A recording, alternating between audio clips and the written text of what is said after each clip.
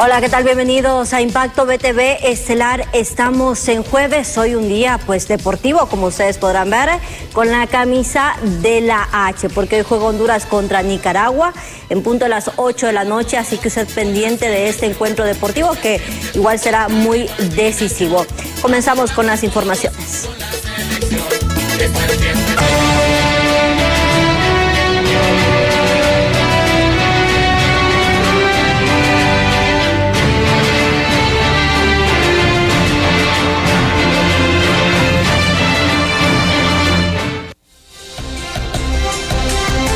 Hacíamos paso a las noticias porque ya la Corte Suprema de Justicia ha dado inicio a esa respuesta que se había solicitado y es para darle ya una fecha a los magistrados del Tribunal de Justicia Electoral. Será el 18 cuando ellos deberán presentarse a esta audiencia de declaración de imputados luego del requerimiento que emitió el Ministerio Público. Por el delito de prevaricato judicial en perjuicio de la administración pública, los magistrados del Tribunal de Justicia Electoral, Mario Flores Urrutia y Miriam Barahona, fueron citados para el martes 18 de noviembre para comparecer a la audiencia de declaración de imputado en la Corte Suprema de Justicia. Por el Ministerio Público en relación a dos magistrados del Tribunal de Justicia Electoral, se ha convocado ya y se ha notificado por parte de la juez natural designada, que en este caso ha correspondido esta responsabilidad mediante el rol preestablecido a la magistrada presidenta Rebeca Licer Raquel Obando. Esta notificación ha sido entregada ya a sus equipos de defensa y se ha convocado para el día martes 18 a las 2 de la tarde para la realización de la audiencia de declaración de imputado. Ante la situación, algunos juristas son del criterio que los magistrados del tribunal, antes de enfrentarse a un proceso penal, debían ser destituidos de sus cargos por el Congreso Nacional. Sinceramente, fíjese que es una situación que nosotros como juristas hemos quedado con la boca abierta, por decirlo así. Recuérdese que ellos tienen un rango constitucional, fueron escogidos por el Congreso, por lo cual antes de hacerle algún tipo de juicio tenían que haber sido destituidos de su cargo. Pero sinceramente hemos visto que las defensas han presentado varias nulidades y a esas nulidades pues no se les dio ningún tipo de menester, sino que ya se ha admitido lo que es el requerimiento fiscal, porque ya se les ha citado a ellos para que vengan a una audiencia de declaración de imputado. Desde el Partido Nacional aseguran que se trata de una persecución política ante la rapidez del Ministerio Público y responsabilizan al partido en el poder. Del Partido Liberal, doña Miriam está grave de salud. Si termina falleciendo, es una muerte que tendrá que cargar el Partido Libertad y Refundación, porque la persecución que están haciendo da asco realmente. Este es un partido, honestamente se lo digo, la cúpula de Libre da asco.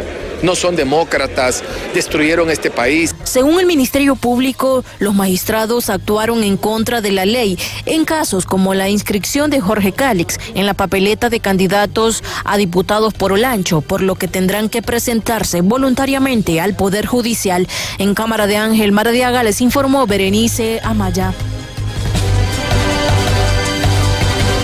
Pero también se tomaron otras determinaciones dentro de la Corte Suprema de Justicia. Se declaró sin lugar la petición de la defensa de la consejera del Consejo Nacional Electoral, Cosette López, de poder realizar un peritaje en los 26 audios que están en poder del Ministerio Público. La Corte Suprema de Justicia negó realizar un peritaje de los supuestos audios por los que se le acusa a la consejera del Consejo Nacional Electoral, Cosette López. Su defensa lamentó la decisión, asegurando que esta negativa impide esclarecer el contenido y la autenticidad de los mismos que fueron entregados por el consejero Marlon Ochoa. Es así que, analizando la petición, el juez natural se pronuncia que se considerará imputada, y esto es lo que dice el Código, a toda persona a quien en virtud de querella o por requerimiento fiscal se atribuya la participación en la comisión de un delito o falta ante los órganos encargados de la persecución penal. La conclusión de su análisis es que la persona que está siendo sujeta a esta investigación está en ese carácter, en carácter de investigada, no en carácter de imputada. Según el Poder Judicial, la solicitud del abogado Aspra fue rechazada debido a que la consejera López aún no se encuentra en calidad de investigada o imputada por el Ministerio Público. Nos quedamos en indefensión, no podemos rebatir esos audios, no podemos realizar nuestra propia pericia, no podemos revisar la cadena de custodia, no podemos revisar el embalaje de la evidencia. En consecuencia, pues, nosotros solo nos queda decir de que el Partido Libre, hecho gobierno, ellos sustentan esa narrativa y no quieren que nosotros la desarticulemos, pero haciendo nuestra propia pericia con control jurisdiccional. Tras la resolución, expertos legales no han tardado en reaccionar y aseguran que la consejera aún no puede ser juzgada debido a que no se encuentra ni en calidad de sospechosa por cometer algún delito. Eso lo que significa es que tanto para el Ministerio Público como para la Corte Suprema de Justicia, en este caso, José López no es investigada, pues, no está siendo investigada, no es sospechosa de haber cometido ningún delito.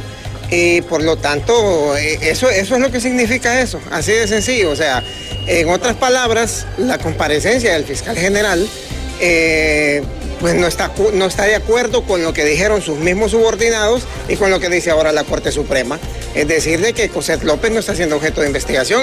Sin embargo, distintos sectores cuestionaron la postura tanto del Ministerio Público como de la Corte Suprema de Justicia, calificándola como contradictoria, ya que ambas instituciones sostienen que López no está siendo investigada, pero al mismo tiempo mantienen en reserva información que permitiría aclarar el origen y veracidad de los audios que han generado controversia. En Cámara de Ángel Maradiaga les informó Berenice Amaya. Mientras tanto, el coordinador del Partido Nacional, Blas Ramos, ha anunciado que el partido en el poder ha utilizado una estrategia para quedar como ganadores en estas elecciones primarias pasadas. Además, hace un llamado a los jóvenes para que puedan tomar una buena decisión y hacer la diferencia en estas elecciones generales el próximo 30 de noviembre. Expectativas. Hubo una estrategia por parte del gobierno de la República para salir ellos en primer lugar. Y es precisamente el voto rural, el voto de tierra adentro, el que dice el Partido Nacional fue el partido más votado en el proceso. Y eso se va a ver potenciado en la elección general.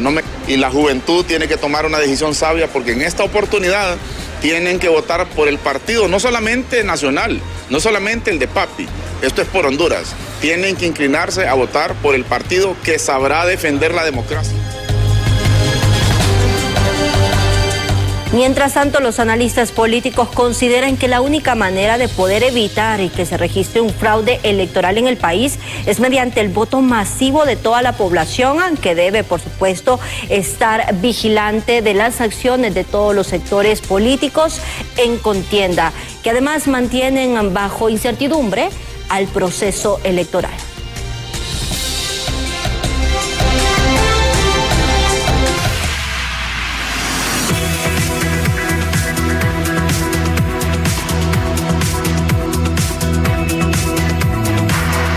Vamos a la primera pausa comercial, pero al volver le comentábamos que el estado de excepción es una amenaza a la democracia, es lo que están denunciando los expertos y el CONADE también ya se ha referido a este tema. Los detalles al volver.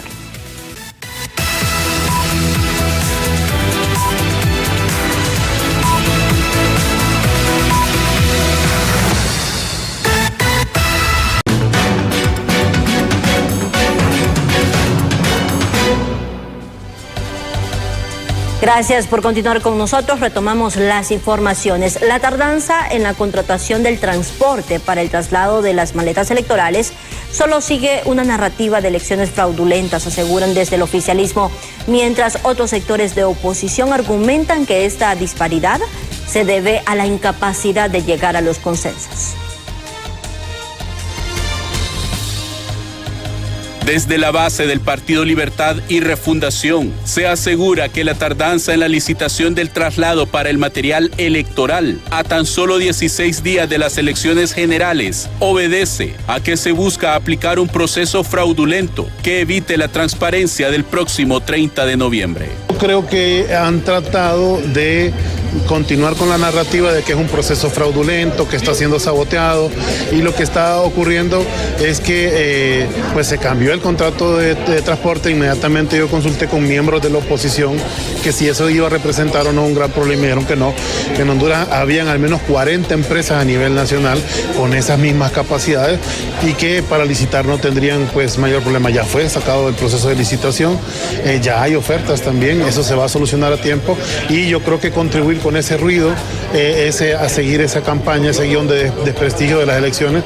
Sin embargo, para los miembros de la oposición, esta situación se debe a que Libre es quien pretende continuar en el poder y ceder así la responsabilidad de ese traslado a las autoridades militares. Nos había gobernado personas tan incapaces en el país. Estamos en manos de radicales, en manos del narcofamilión. Honduras está en manos de gente que tiene que salir de inmediato. Lo bueno es que ya le queda menos de un mes y el 30 de noviembre el pueblo va a ser sabio y va a escoger al hombre de manos limpias, Salvador Nasralla, para presidente. Debemos garantizar elecciones transparentes, elecciones limpias, y al pueblo hondureño mandarle el mensaje que salga a votar tempranito para que los radicales desde primera hora les quede claro que no los queremos. Y el dirigente del transporte urbano, Gerardo Aguilar, menciona que desde la época del 80 nunca se había observado una situación igual a la actual, por lo que están atentos a cualquier acto ilegal en este rubro. Logística en el país existe, hay suficientes unidades para hacer este trabajo, hay suficientes empresas organizadas, incluso a nivel gremial, transportistas independientes podrían organizarse. Por años, desde el 82 que se ha hecho este trabajo, no hemos tenido ningún tipo de problema.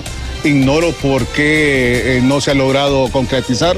A estas alturas ya debería estar firmado este contrato y adjudicado para preparar los ensayos y todo el tema de custodia del material. De parte del sector transporte esperamos que nadie se preste para algún tipo de artimaña o algún tipo de sabotaje a este proceso. Seríamos los primeros en denunciarlos. Siempre estaremos dispuestos a colaborar, pero insisto, este es un trabajo destinado para el transporte de carga, no de pasajeros. El gremio del transporte menciona que existen más de 40 empresas que pueden prestar el servicio de transporte pesado en el país, pero se empeñan en que sean las mismas las contratadas. Con cámara de Walter Pérez, les informa César Euseda. A propósito de esta situación, las autoridades de la Universidad Nacional Autónoma de Honduras siguen anunciando que están a la disposición todos los vehículos para el proceso electoral, que ya se han capacitado incluso 100 personas para poder acompañar esta jornada. Sí, de hecho está disponible cuando el tiempo que quieran, incluso en el momento nosotros tenemos a la disposición todo ese equipo. Que me digan cuántas quieren y nosotros ponemos lo que quieran. Rector, ¿qué opinión? Ya estamos acreditados y certificados para ser observadores del proceso electoral. Eso lo está manejando la Facultad de Ciencias Sociales. De hecho, nosotros, las autoridades, estaremos en ese proceso. No ha habido una comunicación, estamos en toda la disposición. La notificación se envió esta semana. Yo estoy a la espera de cualquier llamado que pueda hacerse, no únicamente como hondureño, sino como universidad, que esté en toda esa disposición.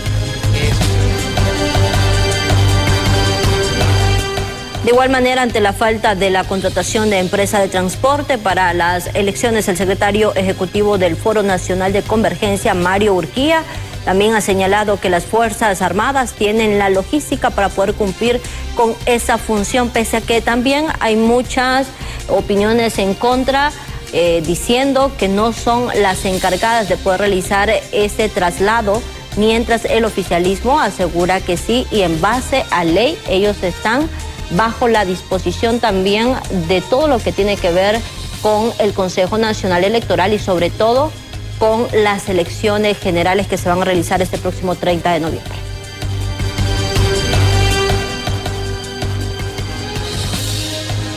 Pues el asunto del transporte, me parece a mí que hay alternativas, que el CNE puede recurrir o hacer acopio de ellos, incluso sin necesidad de procesos licitatorios. Por ejemplo, yo recuerdo desde la primera vez que voté que quien transportaba, custodiaba y entregaba material electoral eran las Fuerzas Armadas en sus camiones, en sus vehículos, a los diferentes rumbos del país, tienen la logística para ello. La policía también tiene suficiente logística En el caso de que no les resultara exitoso, creo que están intentando un nuevo proceso y de no resultar así, hay alternativas siempre. Las Fuerzas Armadas tienen por mandato constitucional la custodia del material electoral, brindar la seguridad del mismo y garantizar de que estos lleguen a su lugar de destino con toda la seguridad del caso.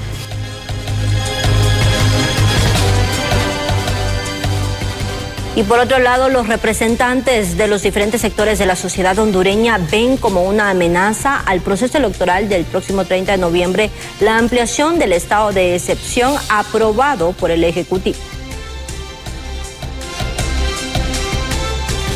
Como una amenaza seria en contra de la democracia, catalogan algunos miembros de la sociedad civil la ampliación del estado de excepción, ya que esta medida puede ser utilizada políticamente por el gobierno, aseguran expertos en derecho internacional. Mire, eso es parte de lo que se está haciendo de forma incorrecta y deben de suspenderlo porque no es lógico que vayamos a elecciones bajo un estado de excepción que ha sido extendido de forma ilegal. ¿Por qué puede ser un obstáculo para las elecciones? Bueno, porque en cualquier momento pueden ingresar a una vivienda simplemente sin tener incluso algunos indicios y esto puede crear un estado de terror para el momento de las elecciones. O sea que eso puede ser utilizado entonces. Claro, puede ser utilizado políticamente y no ha dado resultados. O sea, ¿por qué lo están extendiendo si no han dado los resultados? Los representantes de la empresa privada aseguran que ya los organismos internacionales se han pronunciado sobre el peligro que representa el estado de excepción durante las elecciones generales. No lo decimos nosotros como sector privado, lo dijo Naciones Unidas en Ginebra y lo ratificó la oficina, como les dije hace un momento, siempre me olvido el nombre, la Oficina de Procedimientos Especiales de las Naciones Unidas del Consejo de Derechos Humanos. Claro, hace algunos años todo lo que se decía en los órganos internacionales eran palabra de Dios. Hoy como que ya no les interesa lo que digan los países democráticos del mundo. Por su parte, la clase política asegura que el haber ampliado el estado de excepción es una forma de atemorizar a los hondureños para que no salgan a votar masivamente el próximo 30 de noviembre. La intención de estos antidemócratas, manteniéndonos en un estado de excepción, es únicamente disuadir la participación ciudadana en el ejercicio del sufragio. Y es algo a lo que nos tenemos que resistir. No vamos a dejar de ir a votar aún con ese estado de excepción, que lo que buscan es precisamente abusar del mismo, detenernos o hacer que por temor no vayamos a votar. Por primera vez en la historia democrática del país, los hondureños saldrán a votar bajo un estado de excepción, que para muchos es ilegal y fracasado porque no ha dado los resultados esperados. En cámara, Jesús Sánchez les informó Luis Turón. Y a propósito de ese tema, también se ha pronunciado el Comisionado Nacional de los Derechos Humanos, quien ha dicho: el CONADE expresa su profunda preocupación por la prolongación del estado de excepción, el cual se encontraría vigente durante la celebración de las elecciones generales de noviembre 30.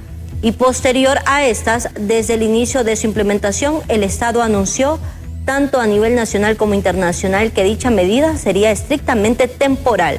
Sin embargo, a la fecha se contabilizan más de 1.072 días de restricción a garantías constitucionales, tiempo durante el cual el CONADE ha recibido más de 1.000 quejas, dentro de las cuales se han identificado graves violaciones a derechos humanos, incluyendo potenciales desapariciones forzadas y también ejecuciones extrajudiciales.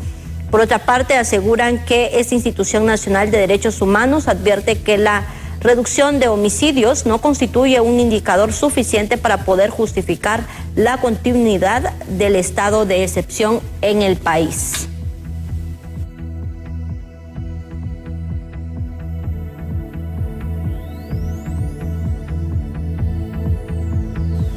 Nos mantenemos en el tema y ahora hasta la zona norte del país. La periodista Cristina Escobar se encuentra con el ex vicepresidente del Congreso Nacional, quien asegura que existen muchos vacíos en temas de seguridad, pese a la vigencia de este estado de excepción en Honduras desde el 2022. Con usted, Cristina, buenas noches.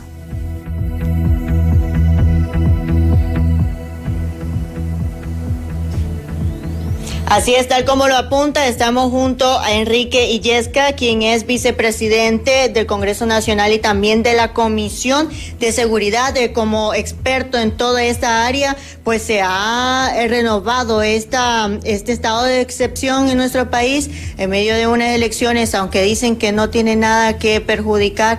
¿Cuál es su opinión? Bueno, es un placer saludarte, de igual manera que estés aquí el día de hoy en mi empresa. Vale la pena recalcarlo como ex vicepresidente del Congreso Nacional y de igual manera como ex vicepresidente de la Comisión de Seguridad y Prevención Ciudadana, al igual como presidente fundador y presidente nacional de la Asociación Nacional de Seguridad de Empresas Privadas de Honduras y como empresario de la industria de seguridad privada. El estado de excepción definitivamente ha sido algo relevante, determinante e influyente para el tema de la seguridad de la ciudadanía y sobre todo aquellos que en su momento tienen que utilizar transporte urbano, transporte público, de cualquier índole, inclusive llamémosles taxis de diferentes nombres. Lo relevante de esto es que se han hecho cosas buenas, no podemos negarlo. Sin embargo, aún hay muchas cosas por hacer y no se completó lo que tenía que haberse hecho en temas de seguridad en Honduras, porque obviamente podemos observar en su momento el tema de los femicidios, que ha sido un tema a nivel de Latinoamérica bien mencionado, y que Honduras obviamente está bajo la mirilla de los países a nivel de Latinoamérica, como también en su momento a través del tema de los derechos humanos. Hoy por hoy se han tomado acciones, las cuales son drásticas, a través de lo que es la Policía Nacional y las Fuerzas Armadas, se han unificado, se han consolidado y han trabajado en beneficio de la hondureñidad. Recalco, se han hecho cosas buenas, pero aún hay muchas cosas más por hacer. Ya lleva el tema de lo que es en sí la ley de seguridad en prevención a la hondureñidad, que es un promedio de 2 años. Hay gente que dice meses. No, lo que pasa es que se ha ido extendiendo. Sin embargo, hay que trabajar más, hay que tomar más temas de inteligencia y contrainteligencia. No todo siempre es fuerza bruta, y de igual manera es el hecho de fortalecernos con leyes que sean drásticas a través del Congreso Nacional, no que los diputados que hoy por hoy tenemos en el Congreso han salido más de viaje que han trabajado, y hoy por hoy en su momento tenemos el Congreso más improductivo en la historia de Honduras y uno de los 10 Congresos nacionales más corruptos, según lo que establecen diferentes medios de comunicación a nivel nacional e internacional. Esto influye porque al final del día no se ponen temerosos los que cometen actos delictivos para aquellos que andan a pie. Así que hay que mejorar en todo sentido e incluir no solamente las fuerzas de seguridad pública y las Fuerzas Armadas, sino que también el Congreso Nacional de la República. Bueno, y escucharon todas estas declaraciones en torno a este estado de excepción. Compañeros en estudio, retornamos con ustedes. Perfecto, gracias Cristina por este informe y por supuesto vamos a tener mucho tema sobre esa situación que está del estado de excepción en el país, que ha sido ampliado por 45 días más, lo que indica que las elecciones se van a desarrollar bajo el mismo. Ahora bien, vamos a cambiar completamente el orden de las noticias porque también la capital industrial enfrenta una doble emergencia vial y humanitaria. Esto tras la intensidad de las últimas precipitaciones. A esta crisis se suma también la reactivación de un punto crítico en la carretera CA4 con derrumbes de grandes proporciones que ponen en riesgo a miles de personas que transitan diariamente por estas zonas. La persistencia de las últimas lluvias en San Pedro Sula han provocado la saturación de los suelos en la montaña del Merendón, una zona altamente vulnerable a deslizamientos. Las autoridades de Copeco y los líderes comunitarios han confirmado que los accesos a cerca de 20 poblados se han vuelto intransitables, muchos de ellos asentados en las partes altas. Una información de parte de la parte alta del Merendón. Estas comunidades han tenido deslizamiento en su camino y debido a las fuertes lluvias que se generaron estos 48 horas atrás, intensa lluvia, y recordemos de que siempre en las zonas más altas es donde la precipitación es tanto en mayor cantidad y mayor intensidad, así que están prácticamente con condiciones difíciles para poder acceder a sus comunidades o poder descender. Lo que sí le podría mencionar es que ellos mismos están haciendo las obras de mitigación, porque es casi imposible mandar maquinaria a esos sectores debido a la pendiente y al difícil acceso. Paralelamente, la CA4, una de las principales arterias de conexión hacia el occidente del país, sufrió un nuevo y significativo deslizamiento de tierra, derrumbe que permanece en constante amenaza de bloquear el paso. Sin embargo, los expertos señalan que ese problema tiene dos soluciones. Y hay un estudio que viene, una nueva ruta, que viene por la margen derecha de Chamelecón y que intersecta más adelante en el tramo original. Esa sería la solución más importante, con 4 carriles, porque demanda efectivamente ya esa carga vehicular en esa carretera de Occidente. Y lo otro, temporalmente hacer una obra de mitigación fuerte por mientras se puede construir efectivamente esa nueva ruta. Las autoridades locales han emitido una alerta a la población, pidiendo extremar precauciones y evitar el tránsito por las zonas de riesgo en el Merendón, así como paciencia para quienes se dirigen al occidente. Se espera que en las próximas horas se intensifiquen los esfuerzos de respuesta para restablecer la conectividad de las 20 comunidades afectadas. Con imágenes de Rigoberto Escobar, les informó Cintia López.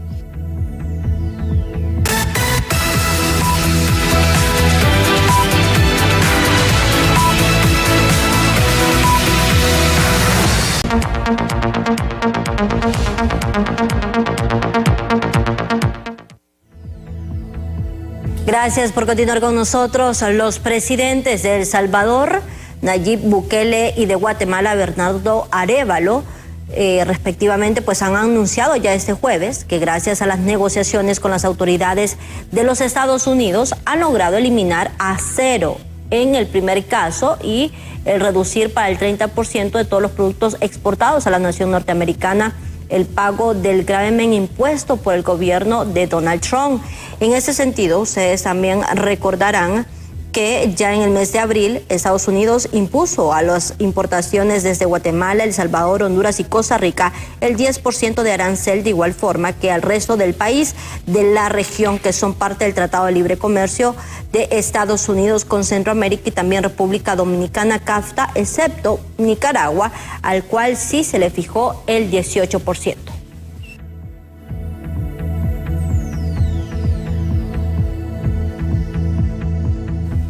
Bien, y siguiendo con el tema, Berenice Amaya, a esta hora usted con un economista, porque lamentablemente Honduras pues no ha logrado esa reducción de los aranceles que habían sido ya interpuestos por los Estados Unidos del 10%, a diferencia de Guatemala y El Salvador, que sí lo han logrado y han quedado en cero. ¿Esto qué significa para el país, Berenice? ¿Qué ha fallado también, según lo que dicen el experto a esta hora? Buenas noches, con usted. Muchas gracias, licenciada. En efecto, tal y como usted lo manifiesta, en estos momentos me acompaña el economista Melchor Rodríguez para que él nos amplíe información justamente sobre este tema, el tema de los aranceles con los Estados Unidos. Se habla que hay negociaciones con Guatemala y El Salvador, pero Honduras siempre se mantiene con ese 10%. Usted me comentaba, me aclaraba esta información tras cámara, si nos amplía información. Sí, parte de este proceso y la información que estamos recibiendo en este momento también hay que aclararla, porque se habla de que El Salvador está recibiendo, digamos, ese beneficio de un 0% de arancel. Hay que aclarar que es para ciertos productos y si ellos realizan ciertos cambios en su economía también. Dentro de los cambios que se tienen que haber en esto es, uno, la parte ambiental, hablamos de la cero tala, de la mejora también en los procesos de simplificación, de todo lo que es la parte administrativa de exportaciones, hablamos de lo que es la seguridad también para las inversiones extranjeras y otros elementos, son como 4 o 5 elementos más que tienen que cumplir como condiciones, no es que automáticamente ya tienen tienen el 0%. Y aparte de eso, ellos hablan de todos los productos, cuando no es así. Van a ser productos revisados y el producto que en primer lugar no lo produzca Estados Unidos y en segundo lugar que al haber un déficit en Estados Unidos o una demanda mayor, ¿verdad?, que ellos necesiten entonces traer producto de otro país, en este caso que clasifica lo que es El Salvador, entonces se trae a 0% arancel. Pero no es que la información que está rondando es que 0% para todos los productos, no es así. Son ciertas condiciones que tiene que reunir y el producto también tiene las dos condicionantes. Aparte de eso tenemos lo que Guatemala está en este proceso también de negociación, han avanzado las negociaciones y donde se espera que al menos el 70% de los productos que cumplan estas condiciones pues puedan entrar a 0% arancel. Y lo demás va a ser un proceso, porque todo estamos hablando de que es negociación. Y lo pueden verificar esto en el portal, digamos, de la Casa Blanca, donde hay mayor detalle de cada uno de estos, tanto de El Salvador, así como de Guatemala. ¿Cuál es el caso de Honduras? El caso de Honduras es que hay que tener en consideración en este momento que va a haber cambio de gobierno.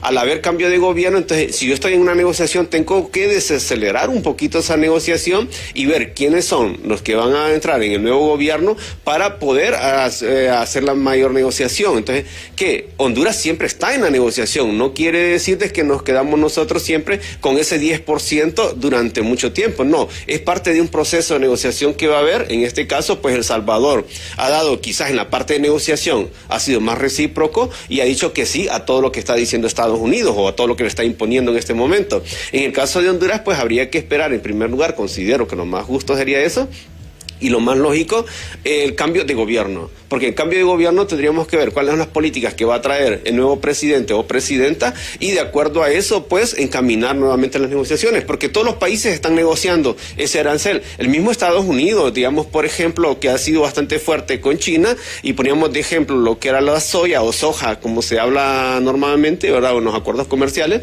Entonces, Estados Unidos había dicho que no le iba a vender soya a China. Sin embargo, en la reunión que tuvo hace poco con el presidente chino, Xi Jinping, se hablan de otra vez el acuerdo comercial, principalmente de soya, porque quien estaba trabajando en ese momento, abasteciendo ese mercado, era Brasil. Entonces, Brasil se preparó durante este año, ¿verdad?, y parte del año anterior para ese nuevo mercado. Entonces, ven, las condiciones cambian en la parte comercial. Entonces, no quiere decir que Honduras va a quedar siempre fuera de esta negociación, sino que es parte de un proceso y esperamos que al final de todas estas negociaciones, pues, nos puedan dar un trato bastante preferencial, al igual que le están dando a El Salvador y el que le dan a Guatemala. Siempre hay condiciones para este tipo de negociaciones. Entonces, habría que ver cuáles son las imposiciones que le van a hacer a Honduras dentro de esta negociación y cuáles de ellas se pueden cumplir.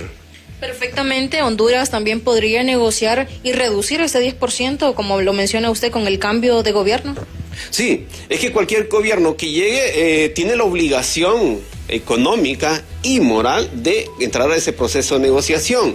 ¿Por qué? Porque recordemos que eso también nos afecta a nosotros y no solo a nosotros, también a los estadounidenses. ¿Qué es lo que pasa? Que Donald Trump o los asesores de Donald Trump no han entendido eso, que también con este manejo de aranceles, cuando son recíprocos, entonces afecta a ambos, de ambos lados está afectando. Entonces es parte de la negociación que debe hacer este nuevo gobierno, que estamos ya casi a las puertas pues, de las elecciones, estamos a 15 días de las elecciones, y que tome posesión en enero y de acuerdo a ello tomar las nuevas directrices de las negociaciones, no solo con Estados Unidos, sino con el resto de países también, porque al hablar de un cambio de gobierno posiblemente se den unos nuevos cambios en la parte de política, la parte económica también.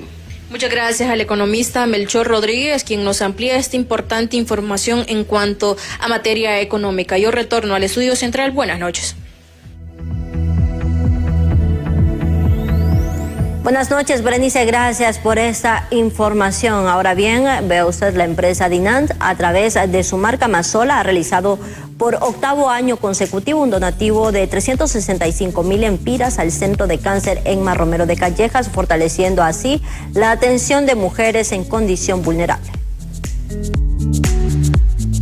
DINAN, a través de la marca Mazola, realizó por 8º año consecutivo la entrega de un donativo al Centro de Cáncer en Marromero de Callejas por la suma de 365,000 lempiras, gracias a sus consumidores y al compromiso de la marca que ha consolidado su apoyo a nivel centroamericano. En DINAN definitivamente creemos que nuestras marcas deben ser agentes de cambio positivo y es por eso que Mazola se une nuevamente, ¿verdad?, a esta campaña para así apoyar a miles de mujeres, ¿verdad?, en lo que es la detección temprana de la lucha contra el cáncer de mama. Gracias a esta alianza se ha impulsado la realización de mamografías y ultrasonidos, beneficiando a más de 2.500 mujeres hondureñas en condiciones vulnerables. Y agradezco nuevamente a Mazola porque es el 9º año consecutivo que ellos se hacen presentes a nuestra campaña. Mazola reafirma así su compromiso, no solo como un aliado en la cocina y la nutrición, sino como un símbolo de salud, esperanza y bienestar en los hogares hondureños y centroamericanos.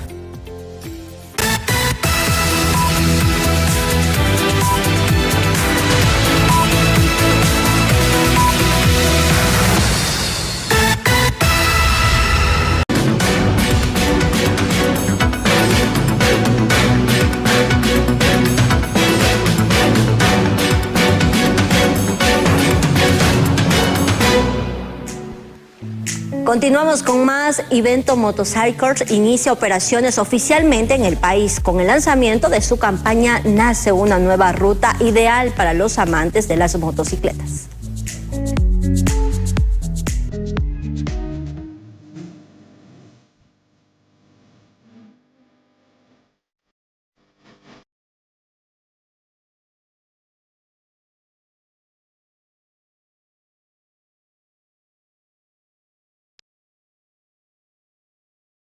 La marca de motocicletas Vento Motorcycle USA anunció oficialmente el inicio de sus operaciones propias en el país, marcando un nuevo capítulo en su expansión por Latinoamérica. Nace una nueva ruta, es justamente con Vento poder iniciar una nueva etapa. Creemos que las motos mejoran la calidad de vida de la gente, dándole posibilidad de transporte independiente, y tenemos el potencial de atender todas las necesidades de transporte y de recreación para el cliente de Honduras. Vento reafirma su visión de acercar la movilidad inteligente, accesibles y de calidad a todos los hondureños, consolidando su compromiso con la innovación y el respaldo postventa.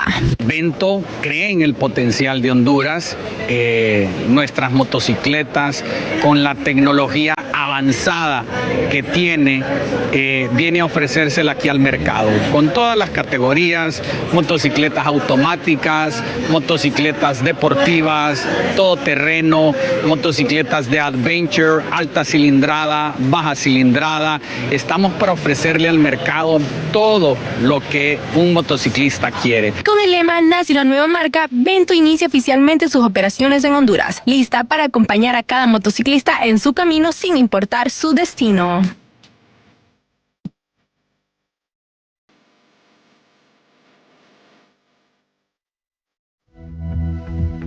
Continuamos con más y usted también recuerde siempre estar pendiente de nuestras redes sociales, donde por supuesto les estaremos informando y actualizando cada hecho que ocurre en el país y también a nivel internacional. Búsquenos en todas las plataformas, en Facebook, Instagram y también estamos en TikTok para que usted se mantenga siempre informado con nosotros.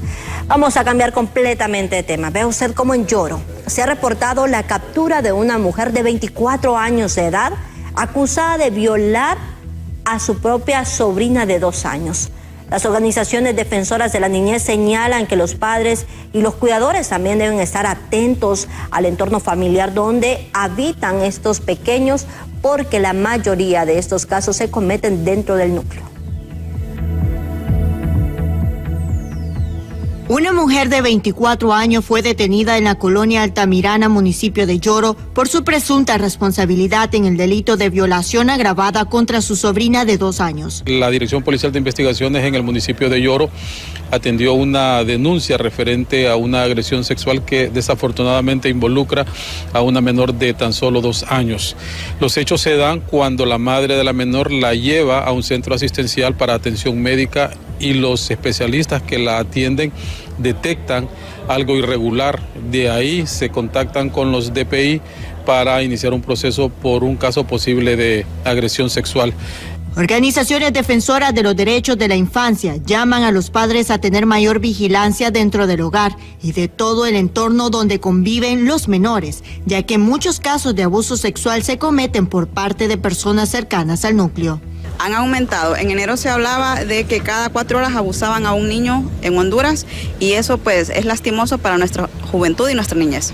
Muchas veces cambia el actuar de los niños, se puede ver la temerosidad que puedan tener hacia estos parientes. Muchas veces en casos de violencia sexual se dan fiebres, se dan otro tipo de síntomas y los menores pues se van desarrollando conforme va pasando el tiempo con algún tipo de traumas.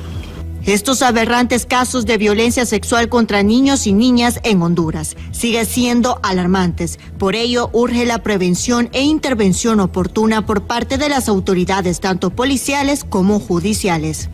En cámara de Carlos Montes, para Impacto BTV les informó Cristina Escobar. Mire, no confíe a nadie, sus hijos definitivamente, ni en su propia familia. Ya ve usted, una mujer, un hecho bastante insólito. Una mujer abusando de su propia sobrina de apenas 2 años de edad.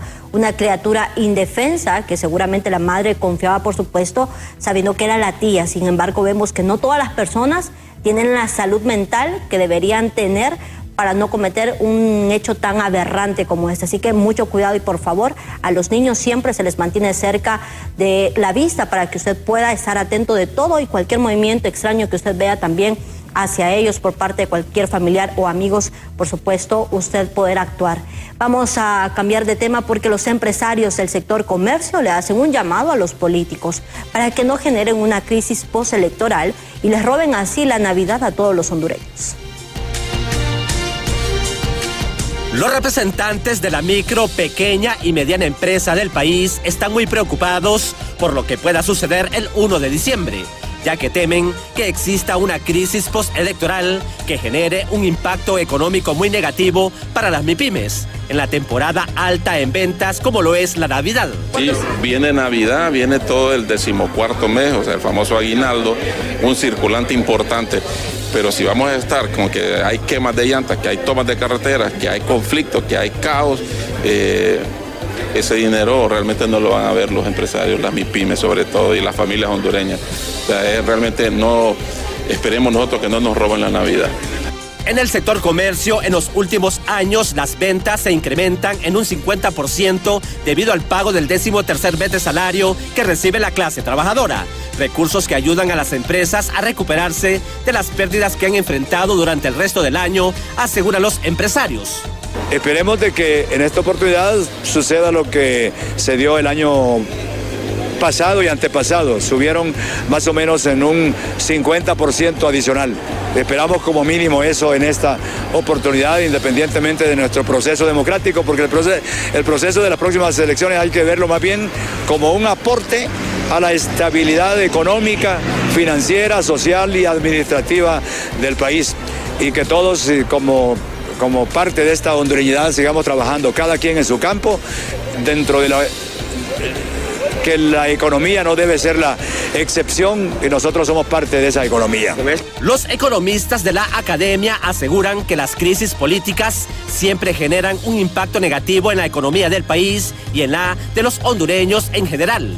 Definitivamente, todos estos trastornos políticos afectan la actividad económica y son transferidos a la mayoría de la población.